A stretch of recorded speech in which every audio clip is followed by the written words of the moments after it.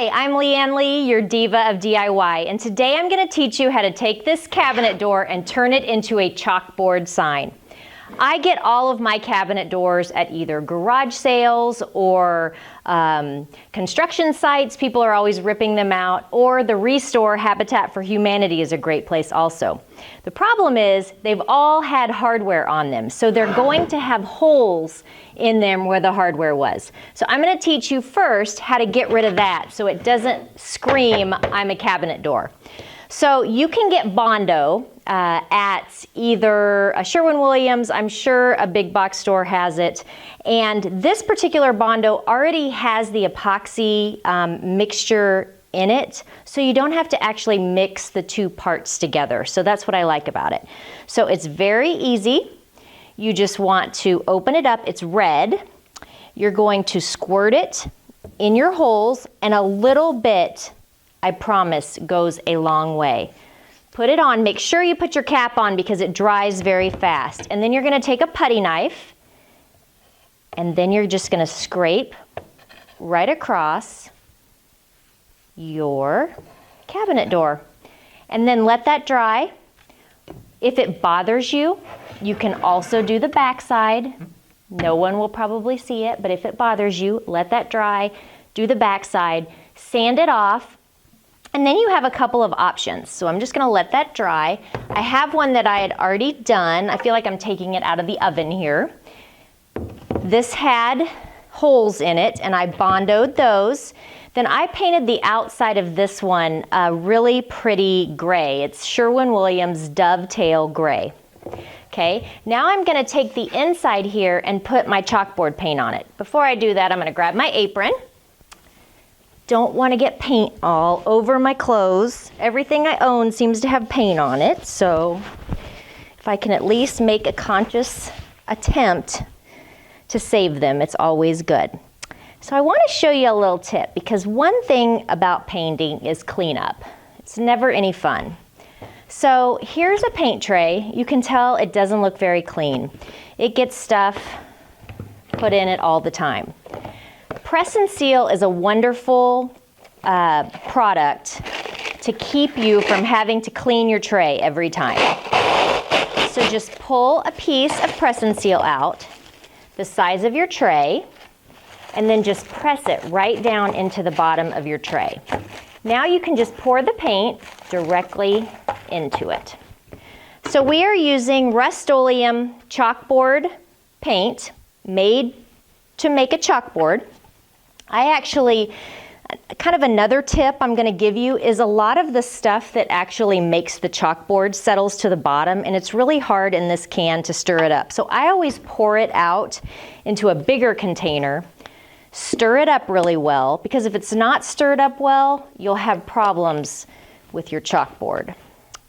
Okay, so I'm going to actually pour some of this chalkboard paint into my tray. Use my little paintbrush here. I love these small paintbrushes for these projects. Okay, now my goal is to keep this gray, but I'm going to just kind of cut it in all the way around the edge here. Now, if you're not really steady with your hand, you may want to tape that off. Once again, you know, it doesn't have to be perfect. It's handmade. So just do the best job you can. So I'm just going to trim this out, and then I'm going to get my roller. And really, chalkboard paint does better when it's rolled. Okay, so this is just getting that edge done. Okay, now I'm going to take, and I like to use a sponge roller or a foam roller to do this. You want to load your roller, and then just apply medium pressure. Get as close to the edge as you can without hitting it. And roll on your first coat. Now this will take 2 to 3 coats to get a full chalkboard. And what I like to suggest is first coat, you'll go this way, let it dry. The next coat, turn your cabinet door sideways and do your second coat, and then for your third coat, go back to the first starting point of going more in the vertical direction. But make sure you let it dry in between each layer. Okay, and here I have a finished cabinet door. I went ahead and did entire chalkboard paint around the entire cabinet door for this one. And now what I want to show you is a really easy way to write on chalkboards. I always have people write in and they say, how do you get that pretty handwriting on your chalkboards? There's really no trick except for just one easy little tip. First of all, I love to use sidewalk chalk. Several reasons. One, I love the points on it. Makes it really easy to write. And I love all of the different colors that it comes in. So I think for this one, I'm going to use blue. Okay? Here's my tip. Get a small container of water. You want to dip your chalk into the water. And then start writing. So let's see, what should I write? I think I'll write diva. So we're going to make a D, dip into the water. Going to make my I. Going to make my V. What I love about this is you don't think it's going on that bright, but when the chalk dries, it really magnifies out. Now, I was in a sorority, so I have to make these little sorority letters. I know everybody makes fun of me, but I just like them, so I'm gonna do it.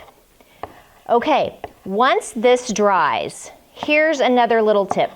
Once this dries, and I'm gonna show you how cute that is, Diva. Once that dries, I didn't get this out so that I could do my hair in the set. If you set this with an aerosol hairspray, meaning as soon as it dries, just do a light mist, it will not smudge on you. That means you can take it outside, it means you can carry it around, and you don't have to worry about it smudging or getting all over your clothes. So that's another tip. Now this is starting to dry, and this is what I want to show you.